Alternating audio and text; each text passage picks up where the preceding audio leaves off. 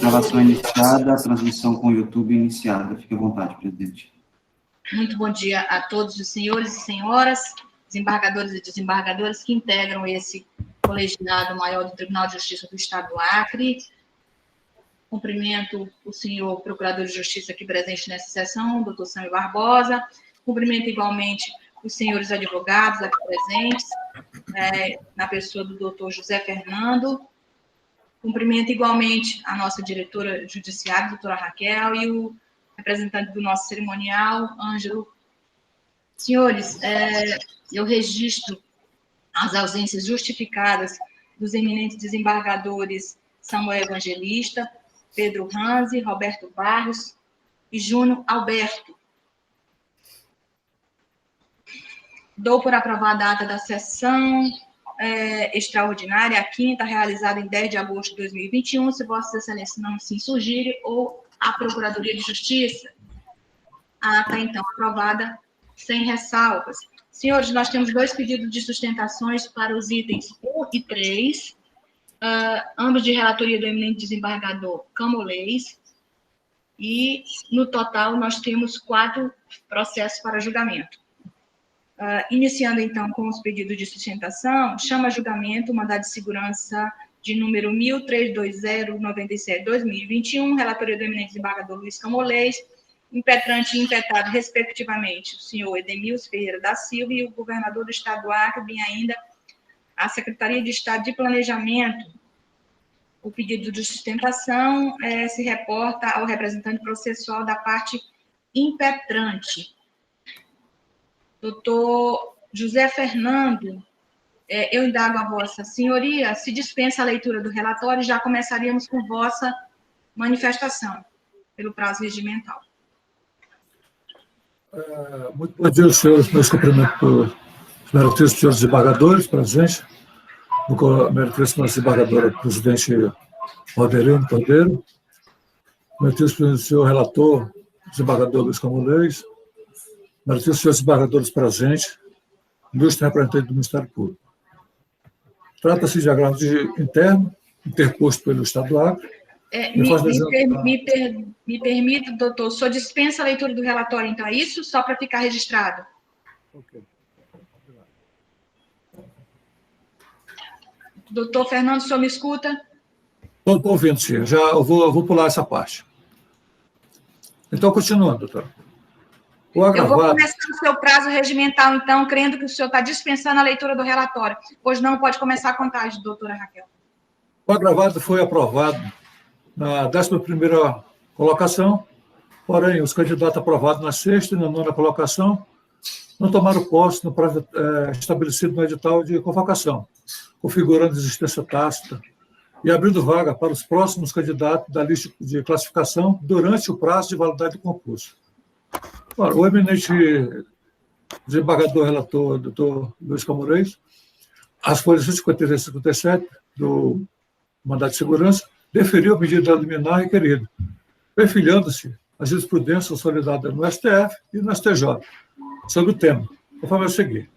Aspa, aprovação do candidato dentro do cadastro de vaga, de reserva, ainda que fora do número de vagas inicialmente previsto no edital de concurso público, confere o direito subjetivo à nomeação para a respectiva vaga, se, durante o prazo de validade do concurso, demonstrado interesse da administração pública.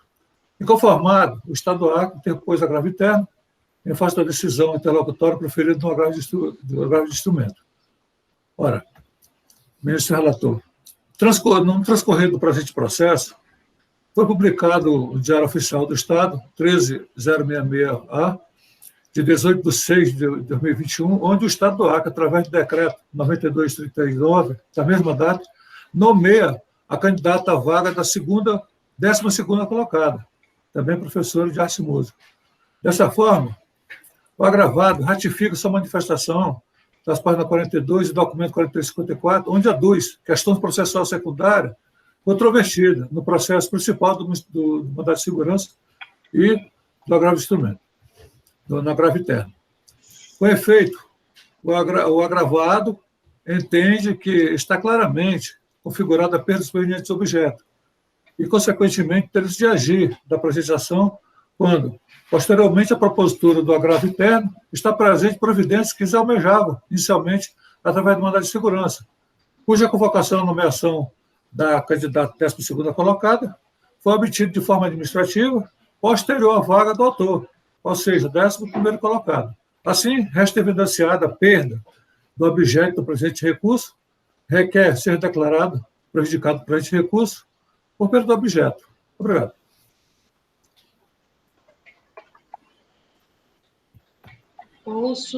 Agradeço, doutor José Fernando, eu ouço o eminente procurador de Justiça.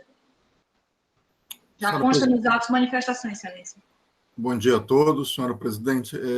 Inicialmente, eu fiquei uma dúvida se estava-se a julgar o item número 1, trata do mandado de segurança, 1320, dígito 97, que foi apregoado por Vossa Excelência, ou se seria o item, o agravo interno, que foi mencionado aqui da tribuna virtual pela ilustre defesa.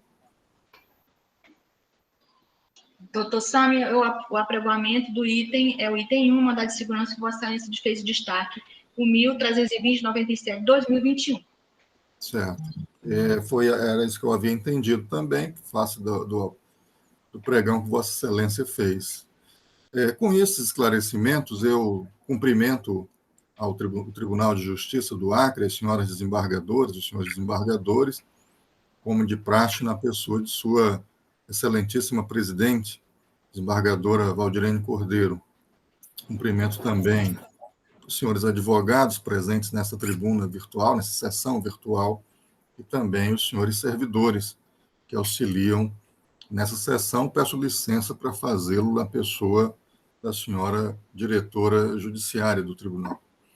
E, como já foi mencionado por Vossa Excelência, há um parecer nos autos da lavra da eminente procuradora Rita de Cássia Nogueira Lima, onde Sua Excelência, analisando a questão, inclusive sob a ótica da jurisprudência constitucional do Supremo Tribunal Federal, manifesta-se pela concessão da segurança. Diz Sua Excelência que esta hipótese, que foi aqui mencionada, inclusive da tribuna, encaixa-se nas hipóteses elencadas, inclusive, no recurso extraordinário número 837-311, inclusive com tese de repercussão geral pelo Supremo Tribunal Federal, em que firmou-se até as teses, naquele excelso pretório, de que quando houver a aprovação, de que a nomeação do candidato aprovado em concurso público, haveria convolução da expectativa de direito em direito líquido e certo em determinadas hipóteses, dentre elas, quando a aprovação ocorrer dentro do número de vagas previstas no edital, quando houver preterição na nomeação por não observância na ordem de classificação, ou ainda quando surgirem novas vagas ou for aberto novo concurso durante a validade do certame anterior e ocorrer a preterição de candidatos de forma arbitrária e imotivada por parte da administração pública. Diz Sua Excelência que percebe-se claramente que o impetrante busca o reconhecimento justamente da terceira hipótese, surgimento de nova vaga com base na renúncia ou desistência do candidato aprovado à sua frente. De forma que, com vários precedentes que eu não vou ler, porque Vossas Excelências, inclusive, tiveram acesso a essa peça, dos tribunais superiores, inclusive do próprio Supremo Tribunal Federal, a sustentar a tese, eu ratifico integralmente, em nome do Ministério Público, nesta instância, o parecer dos autos pela concessão da segurança, senhora presidente. É essa a manifestação. Obrigada, doutor Sami. Consulta ao eminente desembargador relator, considerando já ter externalizado o encaminhamento de votos, se poderia já, então, proclamar, sem haver necessidade de Vossa Excelência, fazer a leitura do seu judicioso argumentos de voto, porque constará dos autos e o eminente advogado terá acesso. Bom dia, eminente presidente, eminente pares, ilustre procurador, ilustre advogado. Eu até lhe agradeço já, minha presidente, porque eu já solicitar isso. Tá? Só ressaltando que nós estamos julgando aqui o mandado de segurança. E eu fiquei preocupado porque o advogado fez sustentação com base no agravo. Mas eu já me adequei. E só para ilustrar o advogado, né, nessa questão, em razão dos precedentes, das figuras jurisprudenciais que eu tenho elencado no voto, eu estou concedendo a segurança, confirmando a liminar deferida às folhas 153 e 157 para determinar às autoridades impetradas que procedam à investidura definitiva do impetrante no cargo de professor P2, Artes/Música, com lotação na zona urbana, no município de Rio Branco, nos termos do edital 001/SGA/SEE, sem custas, e é o meu voto, eminente presidente. Obrigado. Agradeço, excelência. Confirmando, então, o lançamento de voto do eminente relator, visualizando e confirmando com os colegas magistrados de segundo grau, eu proclamo o resultado. Nos termos do voto do relator, decide esse colegiado conceder a segurança, confirmando a liminar antedeferida e determinando aos emprestados que procedam a investidura definitiva do integrante no cargo requestado, tudo nos termos do voto relator.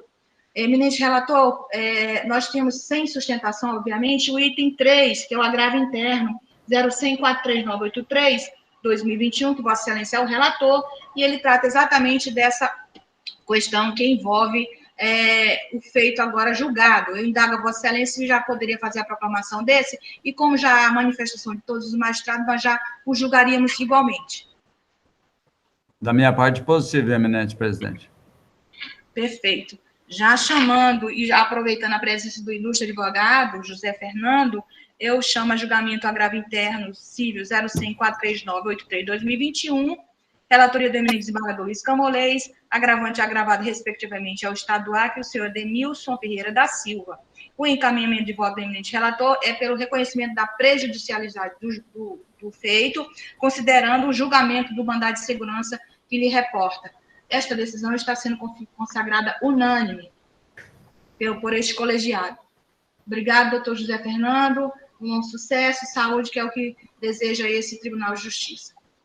Muito obrigado, bom dia a todos. Muito obrigada. A próxima, o pedido de sustentação se reporta ao item 3, são os embargos infringentes de nulidade 010-1094-89/2020, relatoria do eminente desembargador Luiz Camolês, com revisão da ilustre magistrada desembargadora Eva Evangelista. Antes de dar continuidade, eu só indago ao eminente desembargador Camolês se seguiremos com esse julgamento, se Vossa Excelência irá proceder ao adiamento a pedido da parte. Eminente presidente, eminentes desembargadores, ilustre procurador, ilustre advogado. Chegou ontem, hoje no meu gabinete, foi distribuído ontem, o pedido de retirada de pauta desse processo, né? Só que eu fui analisar, eminente presidente, o advogado que fez a pretensão de retirada informou que teria uma audiência em Chapuri. Mas eu vejo que o réu é advogado por outros advogados da mesma banca, então que não restaria nenhum prejuízo. E nós temos também já em uma decisão do eminente desembargador Samuel, quando relator, e também no pleno nessa mesma circunstância, em que houve indeferimento nessa questão. E assim eu estou a perfilhar esse mesmo entendimento, indeferindo a pretensão e submeto aos pares. Indago aos ilustres desembargadores que têm objeção quanto ao encaminhamento dado pelo ilustre relator.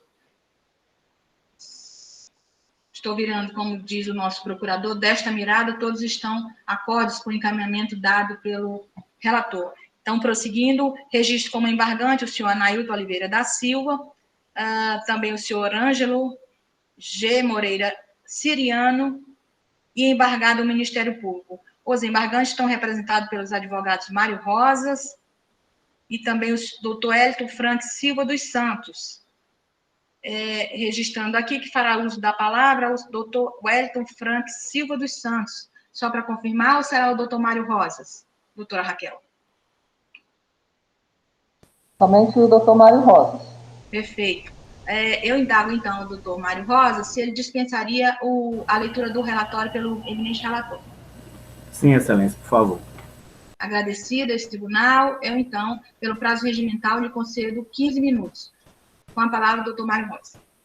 Obrigado, Excelência. Excelentíssima senhora Presidente do Tribunal de Justiça, desembargadora Valdirene Cordeiro, ilustríssimo e eminente desembargador Luiz Vitório Camolês, relator dos embargos infringentes, desembargadora Eva Evangelista, decana da Corte, bem como revisora dos autos,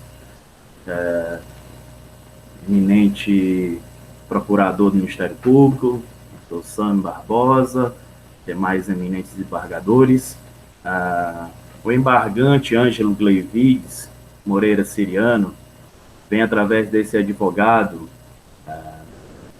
suscitar os embargos infringentes em razão do voto vencido do então relator do processo onde foi julgado a apelação criminal em razão de ter sido condenado por o delito de tortura. Naquela oportunidade, o eminente relator, o desembargador Pedro Ranz, votou pela desclassificação do delito para o crime de lesão corporal e, naquela oportunidade, o eminente desembargador foi voto vencido. Em razão disso, as partes requereram, mediante procedimento legal, os embargos infringentes a fim de que a Corte possa se manifestar em razão do caso. A defesa, por sua vez, Excelências, busca aqui, de uma maneira muito objetiva, reiterar os fundamentos esposados, tanto no âmbito da apelação, como também nas razões dos embargos infringentes, em razão do voto então vencido, ter sido um voto de forma bem fundamentada, um voto que foi exaurido todas as questões técnicas e de forma que a defesa venha parabenizar, inclusive, o então relator que proferiu esse voto de forma bem sustentada, de forma com base legal, com fundamentos jurídicos de rigor elevado. É bem verdade que o caso em questão trouxe à sociedade acreana, através das mídias, uma bastante relevância. Trouxe uma questão envolvendo, inclusive, com um caso bastante conhecido na sociedade, chamado Operação Calvário, que foi na região do bairro do Papoco, onde um policial, esse Ângelo Gleivides, ele, em razão de ter sido furtado um objeto na sua residência, ele foi até essa região a fim de que pudesse verificar quem, de fato, teria cometido esse delito na sua residência. E por lá acabou na sua intenção, segundo ele foi lá para, de fato, descobrir quem realmente fez, e acabou que, sustentado pelo Ministério Público, esse caso foi levado à acusação de tortura. Mas o que vale ressaltar aqui, e o que traz ao âmago da questão, é o fato das lesões provocadas terem sido caracterizadas uma tortura ou uma lesão corporal.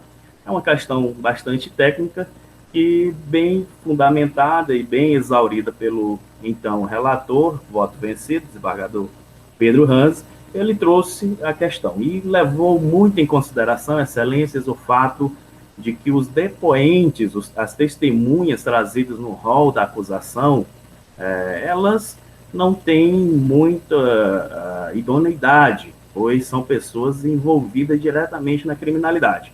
Como é sabido, o bairro Papoco é um bairro de comando da criminalidade, é um bairro de comando do tráfico. Então, a defesa trouxe aos autos elementos probatórios que demonstraram que essas pessoas tinham total interesse na causa em prejudicar os policiais militares, onde, inclusive, muitos deles destacaram que responde crime, já foram condenados por crime de homicídio, crime de tráfico de drogas, furto, roubo e diversas outras, todas eles, sem exceção. O rol trazido pelo Ministério Público foi trazido por pessoas que não têm qualquer idoneidade. Por outro lado, a defesa trouxe em seu rol de testemunhas policiais militares, pessoas que, sem sombra de qualquer dúvida sobre seu caráter, sobre a sua integridade moral diante da sociedade. Então, o que nos trouxe esse processo, a avaliação feita pelo eminente desembargador relator da apelação foi, sobretudo, em cima do exame de corpo de delito. O exame de corpo de delito trouxe as lesões e pôde caracterizar, sim, a lesão corporal, e não a tortura, como vinha defendendo o eminente parquet. Então, excelências, os fundamentos que aqui nos trazem no dia de hoje exatamente é ratificar os nossos fundamentos apresentados em sede de apelação, ratificar também o voto bastante fundamentado do eminente, então, relator, desembargador Pedro Ranzi, que de forma exaustiva pôde se aprofundar no tema e trazer diversos julgados relatando sobre a questão da lesão corporal e não da tortura. Sabemos que, para que seja caracterizada a tortura, se faz necessário haver intenção de provocar, de provocar sofrimento, entre outras coisas que a jurisprudência traz em diversos julgamentos e também esses julgamentos que foram colacionados nas razões recursais. Então, de forma objetiva, a defesa conclui pedindo o acolhimento dos embargos infringentes, a fim de que seja mantido as razões apresentadas no voto do relator, voto vencido da apelação que foi julgada, apelação criminal que foi julgada desse presente caso. E, por fim, excelências e eminente relator, nós trazemos também um pedido, já que desde da sentença criminal não foi concedido o direito de recorrer em liberdade do embargante, né, e desde o início desse processo, ou seja, desde 2018, que o embargante se encontra preso, né, e inclusive nos julgamentos da apelação não foi trazido esse tema, ele continuou respondendo o processo de forma em regime fechado, não podendo recorrer em liberdade, e entende a defesa que não assiste mais razão para que o réu continue respondendo esse processo em liberdade. Vale destacar, no âmbito da boa-fé, que ele possui 2 outras condenações, ele não está preso somente por esse processo, mas diante da individualização e tratando somente sobre esse processo, foge da razoabilidade que ele ainda continue a responder esse processo preso, em situação prisional no regime fechado. Em razão disso, solicito ao relator, ao eminente relator, que de ofício possa avaliar essa questão e que possa conceder o direito ao embargante de recorrer em liberdade. São essas as considerações da defesa e nossos agradecimentos e cumprimentos a todos. Obrigado, doutor Mário. Eu peço escusas ao meu colegiado, considerando a nova sistemática desse colegiado, que ouviria primeiro o Ministério Público.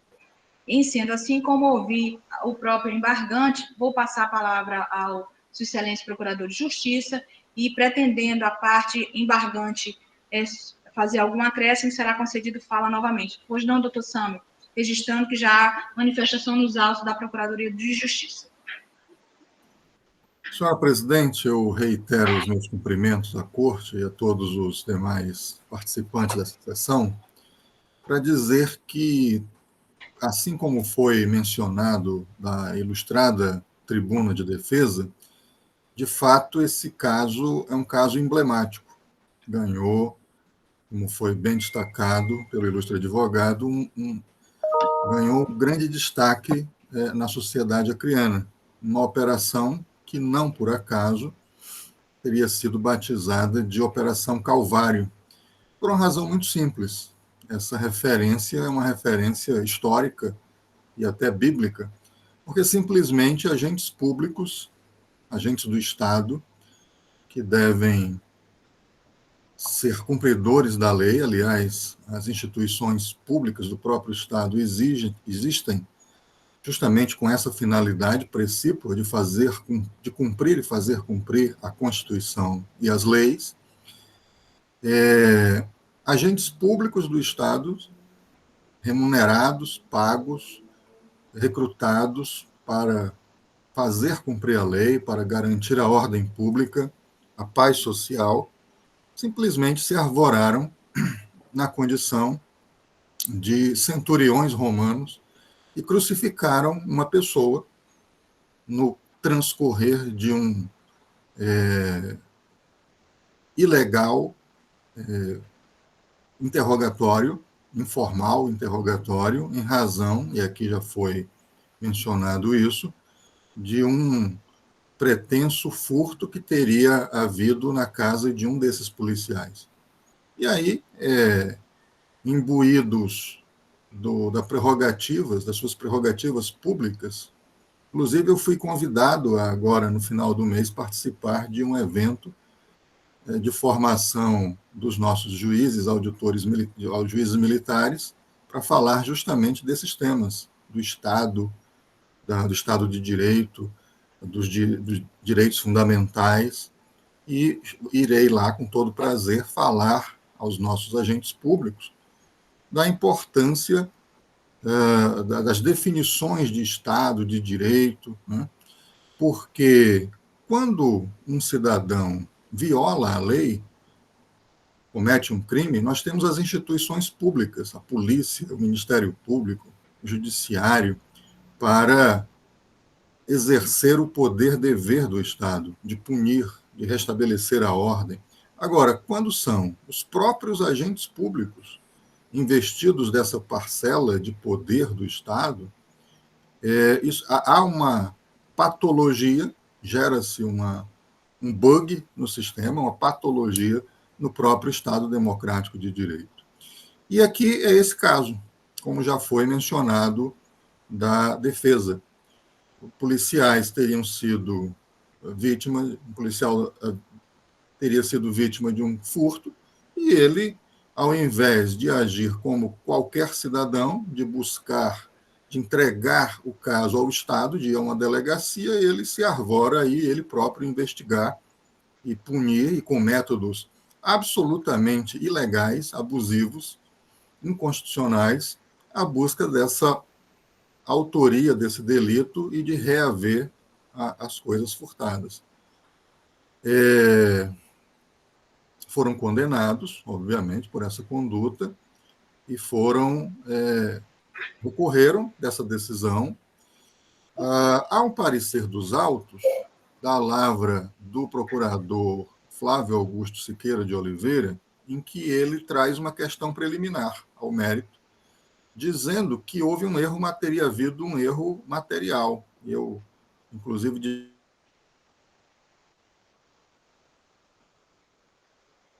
devida correção. Diz Sua Excelência que teria havido um erro material na lavratura do Venerando Acórdão 31.507, que, por um erro material, acabou registrando não o voto vencedor, conduzido pelo sempre brilhante desembargador Elcio Mendes Júnior, mas o voto vencido é que teria sido registrado no acórdão. E aí eu destaco esse ponto para, em sendo procedente, ser tomadas as devidas providências. Enfim, diz o parecer que os presentes embargos visam fazer prevalecer o voto vencido do relator originário, desembargador Pedro Ranzi, que desclassificava essa conduta de um policial, um conjunto de policiais que saem numa investigação paralela, numa investigação informal, fora das formalidades de lei, fora do devido processo legal, absolutamente ao arrepio da lei, num caso pessoal, investigar um caso de que o próprio policial era vítima, e usando métodos, no mínimo, medievais, do uso de tortura. Chegaram a crucificar uma pessoa, pregá-la com pregos. Daí o nome da operação, na busca, na tentativa de obter informações. O voto condutor do eminente desembargador Elcio, ele é didático. É um voto didático. É um voto, como dizem os ingleses, by the book, está no manual. É um manual, onde ele diz que há nos autos provas robustas, né? Vejam que nem a defesa nega o fato. O fato não é negado, de que houve uma investigação paralela, ilegal, inconstitucional, ao arrepio do devido processo legal, que capturaram uma pessoa que não estava em flagrância, que não havia uma ordem judicial de prisão, capturaram essa pessoa ilegalmente e passaram a submeter essa pessoa a uma sessão de sofrimento, de tortura. Chegaram a crucificá-la para que ela confessasse o crime e devolvesse a res furtiva. Ora, isso é a própria definição jurídica de tortura. O eminente desembargador Elcio, prolator do voto vencedor, ele diz que esses fatos estão devidamente comprovados. A defesa, inclusive, não vem aqui negar a autoria, ela vem pedir uma mudança na definição legal de tortura para lesões corporais, que constaria do voto vencido na apelação. Mas os fatos são incontestes, os fatos são confessos, os fatos são reconhecidos. O desembargador Elcio destaca isso e destaca juridicamente, dando uma aula de direito penal, que a finalidade do crime de lesão corporal é o ferimento, enquanto o crime de tortura é diferente. É a obtenção de informação, declaração ou confissão da vítima, que era o caso. Aquele sofrimento intenso, ilegal, medieval, praticado não por bandidos, não por faccionados, mas por agentes públicos, pagos com dinheiro do contribuinte, remunerados com dinheiro do contribuinte, para buscar resolver de forma absolutamente ilegal, criminosa, um caso pessoal. Não era uma investigação para solucionar um furto ocorrido na casa de alguém que procurou a polícia, não, é para resolver o meu problema pessoal. Vou lançar a mão disso, vou crucificar uma pessoa para que ela confesse o crime, para que ela entregue a res furtiva, porque eu sou policial, posso fazer o que eu quiser. Desembargador Elcio destaca isso com maestria. A finalidade do crime de lesão corporal é o ferimento, enquanto que o crime de tortura é completamente diferente. O crime de tortura busca a obtenção de informações, a declaração, a confissão da vítima, que era o caso. Diz Sua Excelência, o desembargador Elcio, relator do voto vencedor, voto condutor, que prevaleceu na Câmara, que nesse cenário de informações, eu estou lendo o trecho da decisão que consta do parecer, nesse cenário de informações, verifica-se que a vítima foi torturada física e psicologicamente. Primeiro colocaram ele dentro de um carro Gol branco, olha só, um carro descaracterizado, como agem os faccionados, agiram como agem bandidos, como agem as facções. Bateram-lhe com socos e murros, com o intuito de que ele confessasse o furto e dissesse onde estavam os objetos furtados da casa do apelante Ângelo Gleivitz, Moreira Siriano. É fato incontroverso, diz Sua Excelência, desembargador Elcio, que é fato incontroverso que, não obtendo a confissão, ameaçaram a vítima de morte, apontando uma arma de fogo para sua cabeça. Isso é conduta de agentes públicos, de servidores públicos, que são pagos justamente para manter a segurança pública, a paz social. Então, encostaram a arma na cabeça, dizendo que iam lhe entregar para o chefe do grupo criminoso Bonde dos 13. Olha só os métodos que estão sendo utilizados pelas nossas instituições de segurança pública. Uma pessoa é apreendida de forma clandestina, é torturada e diz, não, ainda vou te entregar para o chefe da facção lá do Bonde dos 13. Vejam que isso, de uma forma ou de outra, mostra até uma certa intimidade, né, com essas facções criminosas aí.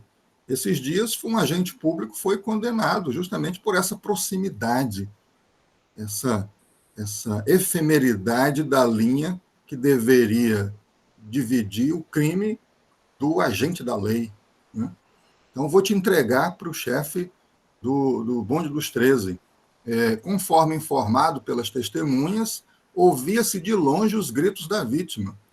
É dos autos, diz o desembargador Elcio, que os apelantes estavam se divertindo, coisas de psicopatas, coisa de psicopata. Estavam se divertindo em torturar a vítima. Essas pessoas não podem integrar os quadros do serviço público.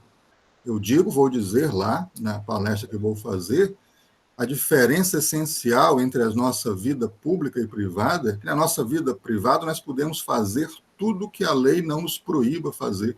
O SAMI pode fazer tudo que a lei não proíba fazer ou não obrigue a fazer de forma diferente. Mas na nossa vida pública, vigora lá os princípios do artigo 37 da Constituição. Só posso fazer o que a lei e a Constituição nos permitem. Já estourou meu tempo? 3 minutos, Excelência. Pois não. Isso está escrito, está patente na Constituição. Os agentes públicos têm que agir com o princípio da legalidade, da moralidade, da publicidade, da eficiência, e não agir como gangsters. Isso aqui é coisa de gangster. Coisa de gangster, não é coisa de agente, não é conduta de agente público. Diz Sua Excelência que eles se divertiam com o sofrimento da vítima, torturando a vítima, e ainda debochavam dela de que nada podia fazer para se defender. O sujeito pregado, crucificado, e ele se divertindo lá. Desta feita, restou provado, diz Sua Excelência ainda, que a conduta dos réus não se constituiu apenas em lesões corporais cometidas contra a vítima, mas sim em extensas e repetidas agressões físicas e ameaça com ânimos de causar-lhe intenso sofrimento físico e mental, fato este bem mais grave e punido com tipo penal diverso, que é o crime de tortura. Está correto. Sua Excelência traz, no seu voto, que sagrou-se vencedor na Câmara Criminal, a doutrina de Guilherme de Souza Nutti, traz precedentes dos tribunais superiores, ampara-se no depoimento da vítima, descrevendo toda a sessão de tortura, de covardia, de crime, coisa da Idade Média, coisa de gangster. Desse modo, diz o douto parecer, verifica-se que a finalidade dos embargantes não era somente de lesionar a vítima, mas sim, utilizando-se de extensas e repetidas agressões físicas e ameaças, causar-lhe intenso sofrimento físico e mental, praticado por meio de tortura física e psicológica, com o objetivo de obter sua confissão. Essa é a questão. É isso que caracteriza o crime de tortura. Quanto ao furto praticado na casa do embargante Ângelo, a vítima sofreu vários tipos de agressões. Foi ameaçada de morte, foi pregada, olha só, coisa do Talibã lá, que está invadindo o Afeganistão nesse momento. Foi pregada com pregos no assoalho de uma casa de madeira para que dissesse onde estavam os objetos furtados. Logo, é patente o elemento subjetivo do crime de tortura. Crime de tortura. Não há outra definição legal para essa conduta. Não podendo um fato como esse jamais se equiparar a uma mera lesão corporal, diz o doutor parecer. O embargante Ângelo, diz o doutor Flávio no parecer, inclusive chegou a declarar que seu desejo era matar a vítima. Ele teria dito, consta aqui do parecer, que o interesse dele era matar a vítima. Por isso prendeu à mesa, pois a vítima havia praticado um furto em sua residência e falou que voltaria na casa para pegar o carro, já que era fácil entrar no aludido imóvel. Diz o parecer ainda que nota-se, portanto, que os embargantes lesionaram a vítima para obter informações de onde estavam os objetos furtados, logo caracterizado está o crime de tortura, e trazem aqui precedentes dessa corte, dessa egrégia corte, do nosso Tribunal de Justiça, também da relatoria do desembargador Elcio Mendes, confirmando esta tese. Eminente procurador, eu rogo a Vossa Excelência o seu poder de síntese costumeiro para que a gente possa fazer o equilíbrio de tempo entre as partes. Obrigada. Já para concluir, porque de fato é um caso paradigmático, é um caso que realmente causou uma repulsa na sociedade. Não podem instituições de Estado, presidente, ter pessoas com essa índole, com esse grau de desajuste, dispostas a cometer fatos dessa natureza. E aí, com essas considerações, eu estou a reiterar integralmente o parecer pelo desprovimento do presente agravo, destacando, inclusive, um ponto que foi salientado da tribuna também, de que estes embargantes estão presos por outros fatos, inclusive. Vejam o grau de periculosidade de pessoas que não podem estar em sociedade, muito menos integrando as instituições de Estado, as instituições públicas, que têm como missão cumprir a lei, cumprir a Constituição, garantir o Estado de Direito, garantir a democracia. Com essas brevíssimas palavras, porque esse caso mereceria digressões ainda mais contundentes, eu estou a reiterar integralmente o parecer dos autos pelo desprovimento desse agravo para que prevaleça a decisão da nossa egrégia Câmara Criminal. É a manifestação. Agradeço, senhor procurador.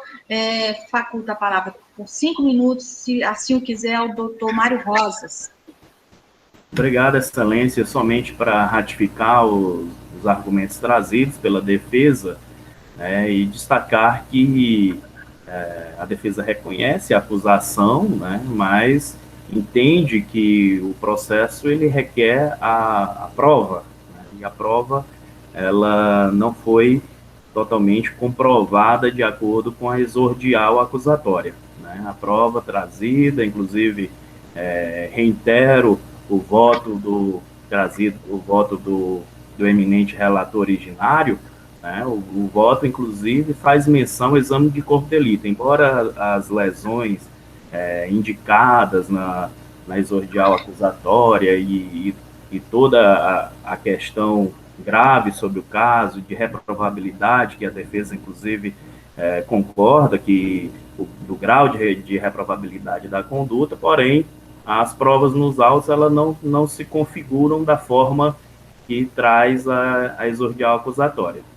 Inclusive, reiterando a importância do exame de corpo de delito, que é uma prova dada, inclusive, como incontestável. Ela não traz as lesões graves oriundas do tema trazido pela exordial acusatória. Então, a defesa ratifica e solicita, inclusive, a reflexão do caso no âmbito técnico. Entendemos todos os argumentos trazidos pelo parquê, como a questão da reprovabilidade das condutas do agente público, porém, nós temos que também levar em consideração, como já destacado anteriormente, que aquele bairro é um bairro tomado pela criminalidade e os embargantes, eles atuavam constantemente naquele bairro, ou seja, todas as testemunhas conheciam os embargantes. Então, eles certamente não gostavam da atuação policial naquele bairro e conheciam, ou seja, podendo, inclusive, trazer um depoimento que não condiz com a realidade. Então, dentro disso, com essa possível suspeita de um depoimento que seja controverso, inclusive com o que foi colhido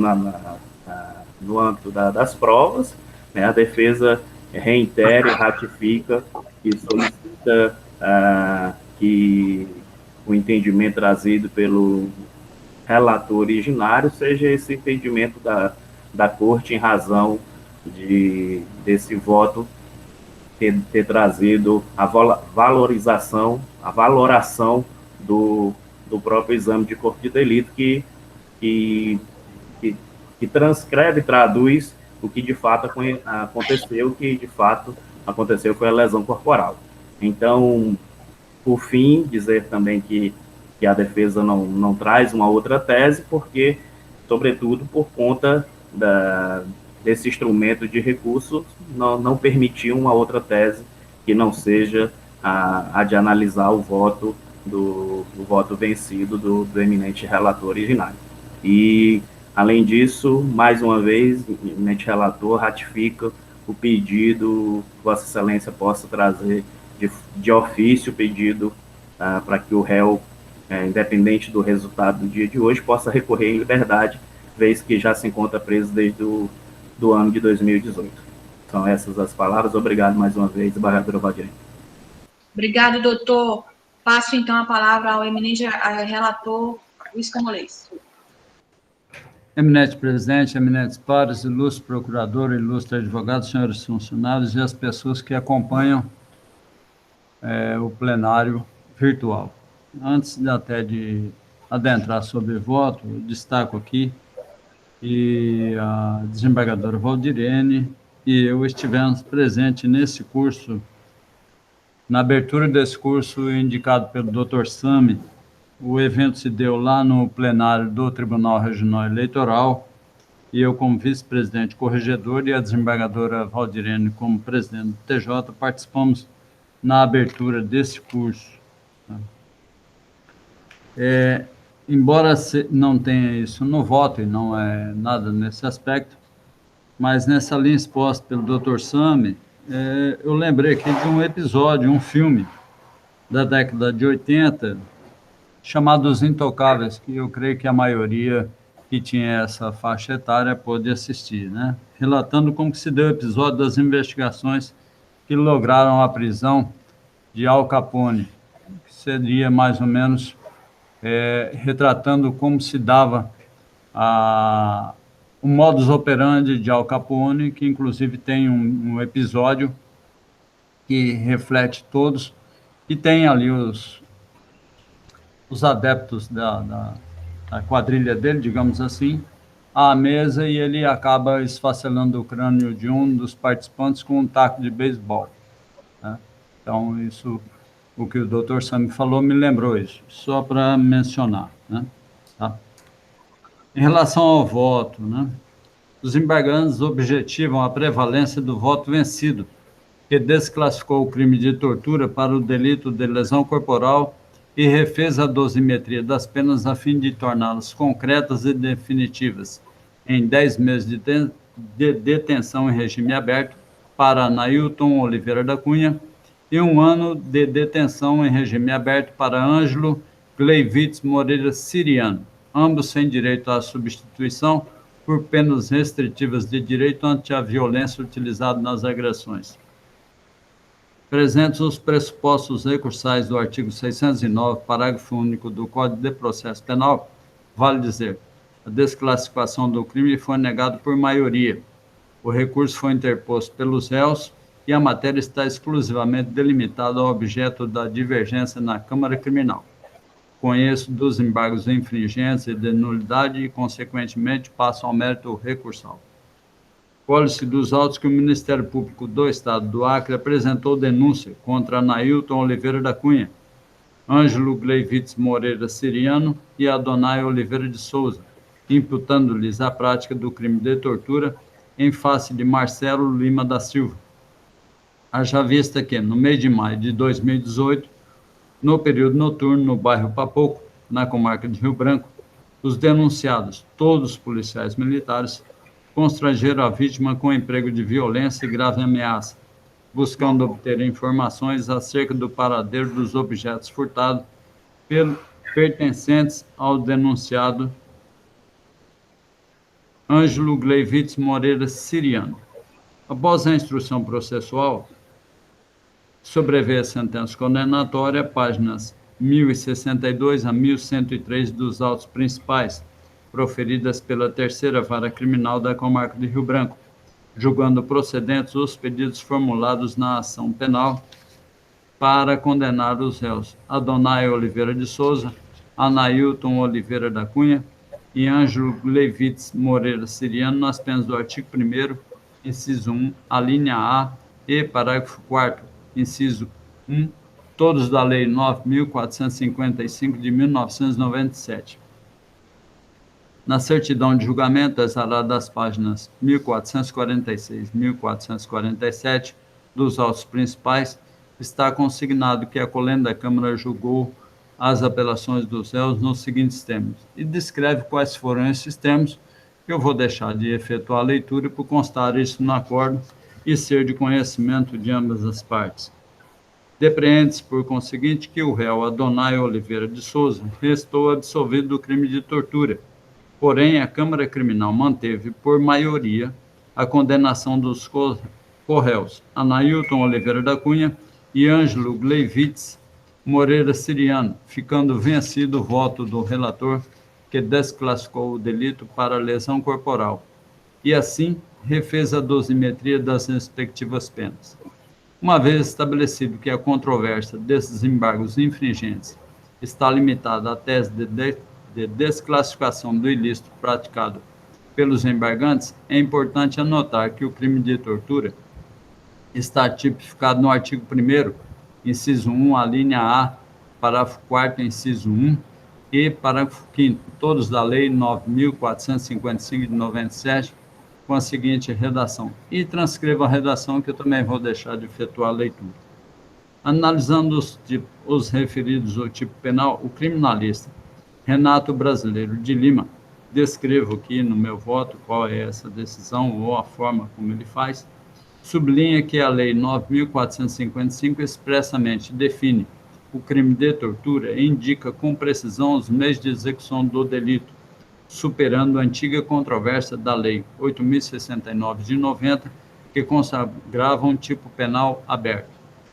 Visto que o crime de tortura tem a finalidade de tutelar a dignidade da pessoa humana, bem jurídico primário, e, de igual forma, a integridade física ou psíquica da vítima, bem jurídico secundário, a jurisprudência iterativa do Superior Tribunal de Justiça preconiza que a tipificação dada pela Lei 9.455 de 97 ampliou o entendimento sobre a natureza comum do delito em exame, podendo ser praticado tanto por particulares como por agentes estatais, havendo, nesta hipótese, aumento da pena em caso que o sujeito ativo do delito é servidor público, como prescrito no artigo 1º, parágrafo 4º, inciso 1 do diploma legal. Em razão disso, é indubitável que a Lei 9.455 de 97 define os elementos do tipo de crime de tortura praticado por agente público, destacando-se como núcleo do tipo o, abre aspas, constrangimento da vítima com emprego de violência ou grave ameaça, fecha aspas, com dolo específico de, abre aspas, causar sofrimento físico e ou mental da vítima com o fim de dela obter informação, declaração ou confissão, fecha aspas.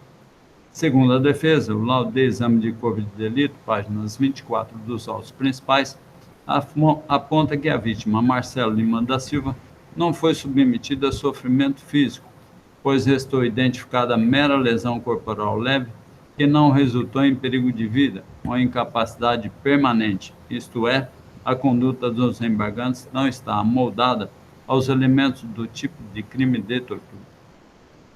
Não pode prevalecer tal linha de pensamento, data vênia. Ocorre que o laudo não deve ser analisado de forma isolada, mas, sim, em conjunto com os outros elementos de prova produzidos em juízo sob o crivo do contraditório da ampla defesa.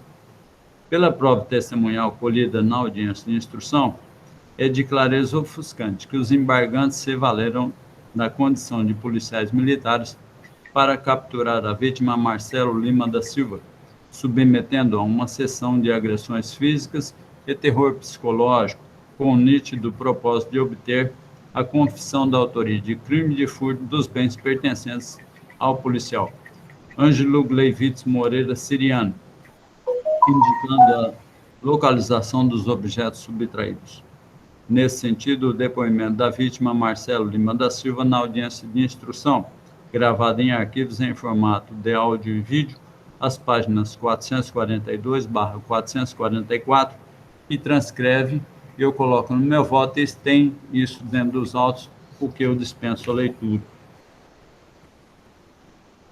Como visto, os embargantes utilizaram viatura descaracterizada para circular com a vítima pela cidade.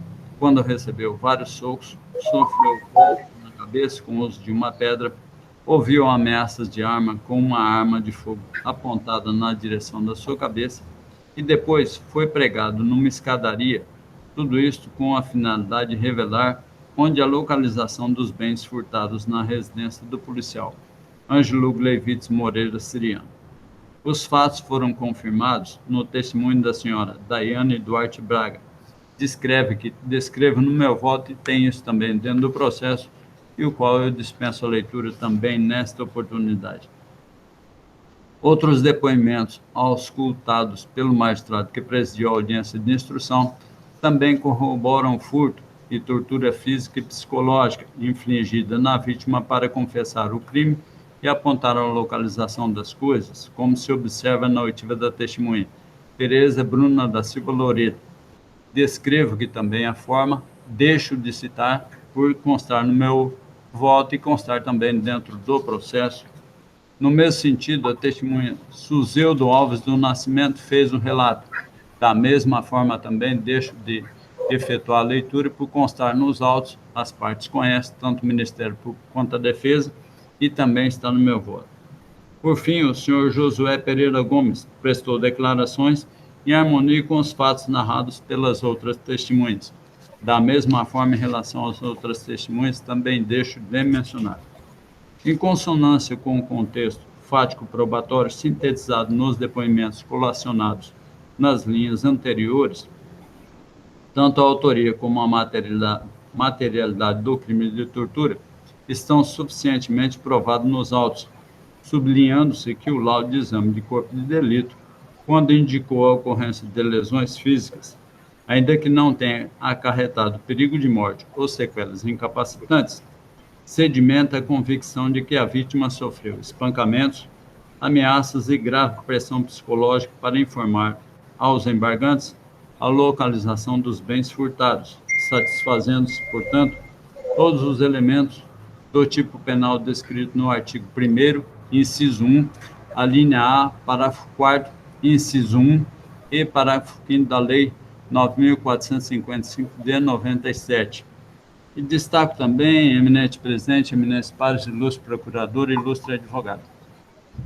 A questão do quadro testemunhal, se tem valia ou não tem valia em razão da forma de vida das pessoas, não deve ser encarado como colocado pela defesa. É evidente que ela está fazendo a sustentação em prol dos seus clientes, que são policiais militares. Nesse contexto, é natural que os policiais militares iriam prestar outra versão sobre os fatos, diferente das pessoas que ouviram, independentemente do local onde residem, né? Se fosse dessa forma, os crimes cometidos há muito tempo nas zonas dos meretrícios não seriam apurados, porque as pessoas que ali se encontravam também possuíam reputação duvidosa, assim como também nós não teríamos como identificar os crimes ocorridos dentro das penitenciárias, já que todos que estavam ali também têm reputação, além da reputação duvidosa, estão presos e condenados. Então, nós estaríamos destacando o testemunho de forma diferente em razão da origem que ela vem. Por isso que eu também me manifesto nesse aspecto, e essas testemunhas têm validade, sim. Esse é meu entendimento. E ante ao exposto, eminente presidente, eminentes pares, eu nego provimento aos embargos infringentes de nulidade. E como voto? Em relação ao pedido de liberdade, entendo que nós estamos, se for analisado dessa forma, a meu pensar, ocorrerá uma supressão de instância. Por isso que eu não conheço, porque eu não sei a origem desse pedido, não passou pelo primeiro e pela segunda, pela Câmara Criminal, para depois chegar ao Tribunal Pleno. Em razão disso, não conheço. O procurador também ressaltou que houve uma inversão em relação aos termos do acordo, que é consignado o voto vencido e não o voto vencedor, voto vencido do desembargador Pedro Hansen, relator originário. Prevaleceu, sim, no julgamento o voto do desembargador Elcio, mas não consta, então houve inversão. E também, embora possa reconhecer de ofício, mas entendo que foi necessário e é necessário um recurso nesse aspecto. Então, por conta disso, eminente presidente, eu estou a negar os embargos infringentes, estou indeferindo o pedido de liberdade em razão da supressão de instância e também entendendo que o acórdão manifestado pelo Ministério Público padece de um recurso específico. É como voto, eminente presidente, eminentes pares, ilustre procurador e ilustre advogado. Obrigado. Agradeço, excelência. A votação é tradicional. Eu ouço a eminente desembargadora revisora Eva Vagevista. Senhora presidente, saúdo os eminentes pares, doutor procurador, Sami Barbosa, do Estado causídico aqui presente, doutor Mário Rosa, e a doutora Raquel, em nome de todos os servidores presentes. Senhora presidente, eu lancei voto de votação virtual antecipada. Estou convicta da fundamentação do voto do eminente relator e eu sigo, sem maiores comentários. É o meu voto. Negando provimento.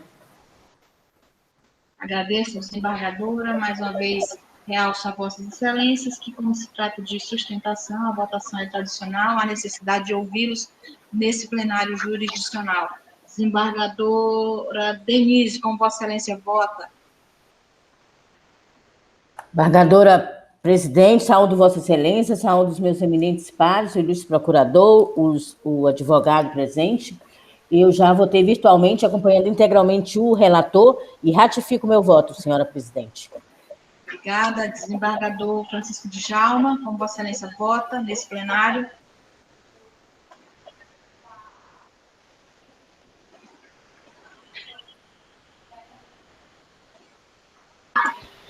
Senhora presidente, mais uma vez cumprimento vossa excelência e em suma cumprimento da corte. Eu também lancei voto, vossa excelência, no sentido de acompanhar sua excelência do eminente relator. Obrigada, desembargador. Desembargadora Regina Ferrari, como vossa excelência vota neste plenário? Bom dia a todos. Eu cumprimento os nobres desembargadores na pessoa da desembargadora presidente Valdirene Cordeiro, senhor procurador de justiça, senhores advogados, doutor Mário Rosa, senhores servidores. Então, eu vou acompanhar integralmente o senhor relator. Agradeço, excelência. Desembargador Laudivon Nogueira, como vossa excelência vota neste plenário? Senhora presidente, cumprimento vossa excelência, cumprimento os eminentes pares, doutor procurador de justiça, doutor Sami, doutor advogado, doutor Mário Rosa, e os servidores desta casa eu faço na pessoa da nossa diretora judiciária. Quanto ao voto, eu tenho a mesma linha de entendimento do eminente relator, entendo que deva ser negado os embargos infringentes, e quanto à questão levantada de erro, inconsistência material levantada pelo eminente membro do Ministério Público, eu observo que o acordo está rígido, tendo em vista que consta a emenda com voto vencedor e voto vencido, e embora não conste no mesmo texto a declaração de voto do voto vencedor, esse voto está à parte logo em seguida dos autos, então não há nenhuma dificuldade de compreensão de que houve um voto vencedor, há certidão no documento do acórdão, e, portanto, o erro, a alegada inconsistência material está sanada. Agradeço, excelência. Desembargador Elcio Mendes, como vossa excelência vota nesse plenário? Bom dia, presidente, eminentes desembargadores e desembargadoras, nobre procurador, ilustre advogado presente na sala, servidores, bom dia. Eu acompanho o relator, presidente. Agradeço, excelências. Proclamando o resultado, registrado, decide, então, esse colegiado, à unanimidade, conhecer e desprover o recurso de embargos infringentes postulado nos termos do voto do relator. Agradeço a participação do doutor Mário Rosa, desejo sucesso na carreira, mais ainda, e saúde. Muito obrigada, doutor. Fique com Deus. Senhores, nós não temos pleito de sustentação oral, seguindo a nossa sistemática, eu vou chamar a julgamento os embargos de declaração criminal 0100-553-22-2021, de relatoria do eminente desembargador Elcio Mendes, registrando que a ação se dá entre o senhor Max Elias S. Araújo e o eminente desembargador Samuel Evangelista. Eu já consta a manifestação dos autos, seu procurador de justiça. Me permita, o desembargador relator, encaminhamento de voto de Vossa Excelência pela conhecimento e rejeição dos declaratórios criminais, e com isso eu proclamo a unanimidade essa linha de votação. Desembargadores, esse era o nosso último e quarto feito em julgamento, não temos mais nenhum processo em julgamento. Reafirmo aos senhores a insistência em consultá-los e ouvi-los nesse plenário com relação à votação, ainda que Vossas Excelências tenham externado o voto, considerando o respeito aos advogados que aqui postulam suas defesas, e também a manifestação ministerial. Desembargadores, eu vou, então, dar por encerrada esta sessão, convidando-os a todos para a próxima quarta, neste mesmo local e horário, desejando ainda saúde e sucesso a todos. Um excelente dia, muitíssimo obrigada. Senhora presidente, se depois de terminar a gravação eu puder falar, eu agradeço. Pois obrigado. não,